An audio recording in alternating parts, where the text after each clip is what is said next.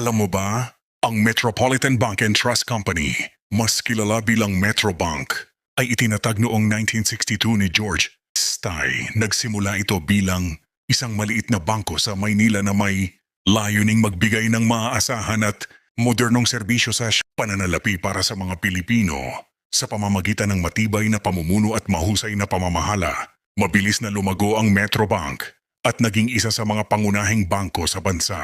Pinalawak nito ang operasyon sa corporate, consumer, at investment banking, pati na rin sa international banking services. Sa paglipas ng mga dekada, nakilala ang Metrobank bilang simbolo ng katatagan, integridad at inobasyon sa sektor ng pagbabangko.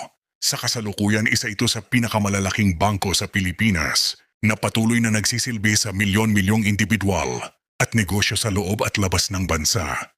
Hanggang ngayon, ang Metrobank ay isa na sa pinakamalalaking bangko sa Pilipinas at patuloy na pinagkakatiwalaan ng milyon-milyong Pilipino. Patunay na ang isang maliit na simula ay maaaring maging malaking tagumpay.